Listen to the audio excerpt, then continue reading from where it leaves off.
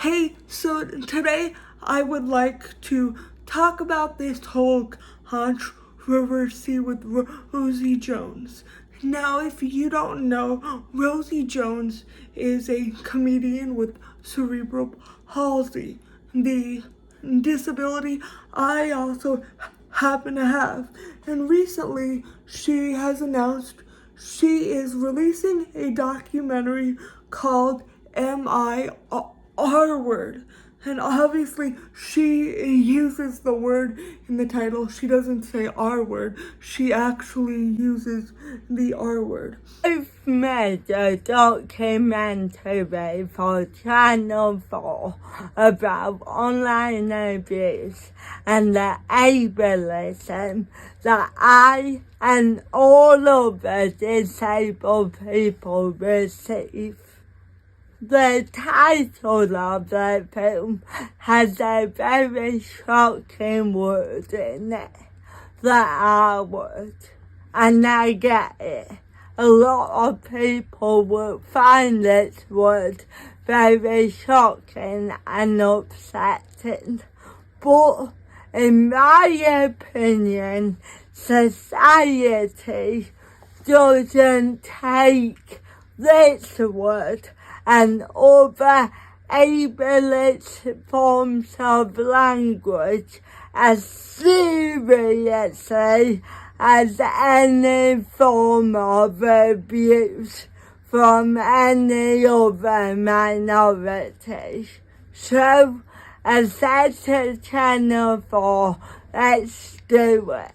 Let's tackle the problem head on and use that word in the title, and then hopefully people will think twice about using the word and other ableist slurs ever again.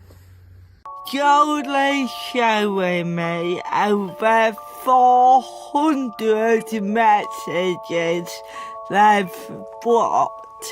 It's amazing how 3 words are just reduced me down to my disability. I feel like every negative thought I've ever had about myself, I can go online and find strangers saying it back to me. I knew it would be hard to look at the messages, but if I'm honest, I'm more upset than I thought I would be. And it's caused a lot of controversy within the disabled community, but it hasn't really hit like mainstream yet because I think a lot of people don't really pay attention to what happened in the disabled community. But I want to talk about this because a lot of people in the disabled community are arguing about it, and I think it brings up some interesting points. So, for a little background, I do not believe that Rosie Jones has any sort of intellectual disability. I believe she has CP, and people with CP, and I can say this from experience, we're often mistaken for having an intellectual disability because of the way we speak and the way we move. But people like Nina Tame, who is a disabled influencer that I follow, have been defending Rosie against other people in the disabled community who are saying it is not appropriate for Rosie to have titled her documentary this. And here are some of the comments Nina Tame has written, and I don't want Nina Tame to get any hate for this. I'm simply using this to have a discussion. So please don't give her hate. But at the same time, I do think it is important to distinguish between hate and criticism and feedback. Giving someone feedback and criticism is not giving them hate. Giving them hate is calling them names or saying they're a bad person. But anyway, I'm gonna go ahead and read some of her comments. Her first comment wrote, "Thanks for highlighting this, because this documentary is about online ableism and ableist comments that disabled people receive online." So she wrote, "Thanks for highlighting this, meaning ableist hate online. I've reported so many comments calling me a slur or the classic threatening to push me off a cliff into the road, etc. And nothing is in all caps is ever done. Ableist slurs are still so widely accepted and is bloody wild. You're bloody ace. Heart emoji." And then Nina also wrote after that, "Also super confused why, as a community, everyone thought Rip Camp was a great title in parentheses. Is it? No, I mean, it is, and yet this one is receiving all this hate." So for this, I want to give you a bit of a background on the R word. In French, a version of the R word and tardiness and all of that, it means to be late or to be slow. And this refers to people that people say are mentally slow, which refers to people with intellectual disabilities. It is often extended to people with physical disabilities, but its true meaning means someone with an intellectual disability. And the reason why a lot of people with physical disabilities are offended by this word is not because this word is a slur, although it is, and it should not be used. But a lot of people are offended because they don't want to be mistaken for somebody with an intellectual disability. I think it should go without saying that there is a lot of lateral ableism in the disabled community against people with intellectual disabilities.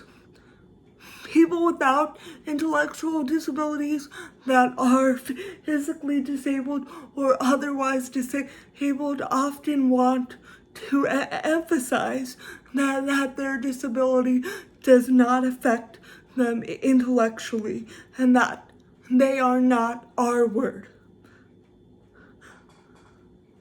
And that's really shitty, because we are, while trying to deal with our own oppression as disabled people, we are further oppressing people with intellectual disabilities, who, in my opinion, and of course there are a lot of intersectional issues here that play into this, but if we're looking at impairment specific, I believe people with intellectual disabilities are treated the worst.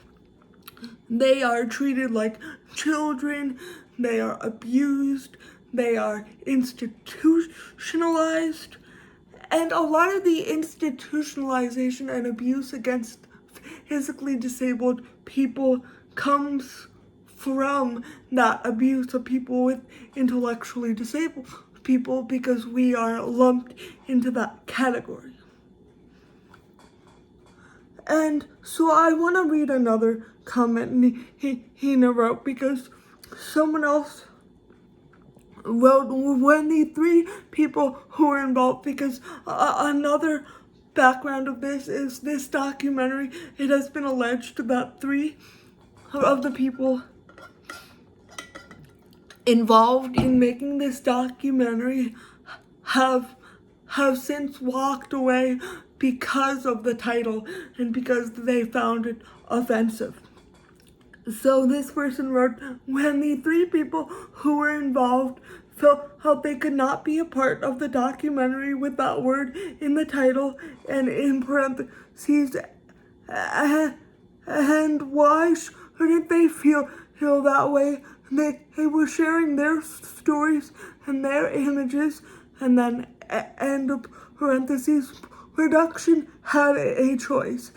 Keep the people and their stories, or keep the slur for shock value. And that's another point, is I think this word is used simply for shock value. Those 3 people's contributions were removed. It's more than the vicious word itself. It's the lack of care for the people who were involved and hurt by it. And another person here wrote, there are myriad reasons why that's an apples and pears comparisons, but seriously, the R word is something folk with intellectual disability have to put up with on the daily, and it's absolutely not okay. Do have it casually mentioned in the paper or morning breakfast magazine shows, etc., etc. Then that all gives it a level of legitimacy it doesn't deserve. And then Nina responded to this, it's already got that legitimacy though, question mark. I have a mate with CP who gets called it regularly out of absolute malice, and I know a lot of people who banned it around as casual bans. It's here already and being used. Crip/cripple is also a slur, and the writers of Crip Camp decided to use it for impact. I don't see how this is different. Also, even if the title was different, we'd still see the slur mentioned because that's what the program is about. I don't think you have a program about online hate and slurs and not have the media write about it, which I'm kind of confused. We're not saying you can't write about this program or promote it, but having that word in print constantly can be very upsetting for people. I'm purely talking on the title here. I have no idea what went on behind the scenes with anyone involved in it. Anyone disabled involved should have been told the title as a duty of care, which I work in the entertainment industry, and a lot of times titles come up later and they won't tell you the title of a project until later, but that's a whole side issue. Then that's a huge fail and must have felt awful, and people should call that in. I've been treated appalling in the media. It was incredibly stressful, so I totally understand that. But a disabled person choosing to name their documentary a slur that's used against them shouldn't be receiving a pile-on. And someone else wrote, I appreciate every disabled person who will, not every disabled person will feel the same about the title. It's not a slur that is primarily weaponized against me, so I appreciate there's only so much I can say there too. Yep, pile-ons are unhelpful. I think criticism is fair though, which is my point. There's a difference between a pile-on and giving someone feedback. I guess you can't necessarily trust the internet to handle things in the best way, but I think criticism is fair. And another person wrote, I think it's extremely disingenuous to call members of the disabled community who are most affected by this word, speaking out against it, a pile-on. They did it for shock and awe, nothing else. There is absolutely no need to use a slur in the title, dismissing the voices of other disabled people because one person thinks it's fine to use is ridiculous. They chose to remove a number of disabled voices from the documentary rather than change the name, and if that doesn't say a hell of a lot about how disabled people are viewed, I don't know what does. I think that person makes a good point there, because disabled people were not listened to, and I know Rosie Jones is making this documentary, but she's one individual. And Nina wrote back to this person, this is nuanced though, right? Because Rosie is a person who has been most affected by this slur, and to that I disagree, but I'm gonna continue reading before I make a comment on that. The normals, which she's referring to non-disabled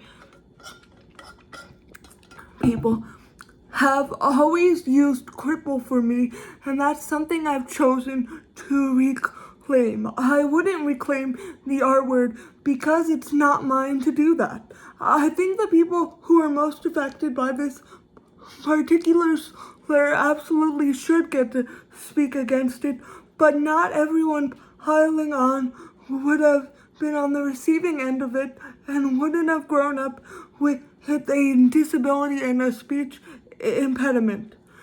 As the writers of Crip Camp have said about their choice to use that word in the title, sometimes we need that shock value to get people to watch, because we all know how little people care about disability. And what I wrote to Nina is, I wrote, unless Rosie has an intellectual disability, it's not hers to reclaim. I have CP and a severe speech impairment, which I do. But that doesn't give me carte blanche to use a slur that is synonymous with intellectual disability. I've always been a fan of yours, and it's disappointing to see you defending this when you've said yourself that it's not your word to reclaim. I think the big problem here is that the R word means intellectual disability, and one of the main reasons people like Rosie are offended by it are because they don't have an intellectual disability, and they find it insulting to be labeled as having an intellectual disability. When if we really interrogate our internalized and lateral ableism, we ask, why is intellectual disability seen as such a negative thing that anybody would be offended by being called that? And I'm not saying the R word is not a slur, because it is. But I'm saying the reason a lot of people with physical disabilities are offended by it is because they look down upon people with intellectual disabilities. My whole life I went to camp with other disabled people, and they would make jokes about people with intellectual disabilities. They would always emphasize, oh, I'm not intellectually affected by my disability. And I think our obsession with distancing ourselves from people with intellectual disabilities is ableist and is contributing to the oppression of people with intellectual disabilities. And as the famous quote goes, injustice anywhere is a threat to justice everywhere. So even if you don't have an intellectual disability, you should fight for the rights of people with intellectual disabilities, not because people with intellectual disabilities don't have voices or can't fight on their own, because they can, but because everybody is better off with allies and having people in their corner. And it is very hard to fight alone. I also want to talk about this reference to Crip Camp. Crip has been reclaimed, specifically Crip. I mean, Ripple is still very controversial, but Crip has mostly been reclaimed by the disabled community, and that is because it directly affects physically disabled people, who are the ones who mainly reclaimed it.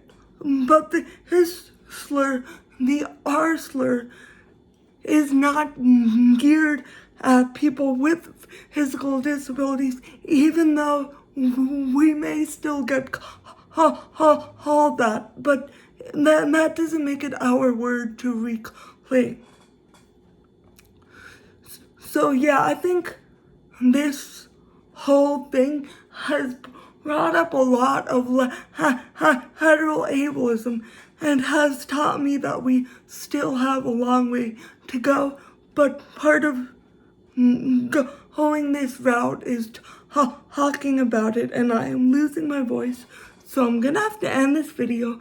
But thank you so much for watching. I hope you learned something, and if you did, please give it a big thumbs up. And if you have not already and you would like to see more of my content, please consider hitting that subscribe button. Thank you so much for watching, and I hope to see you again next time. Bye.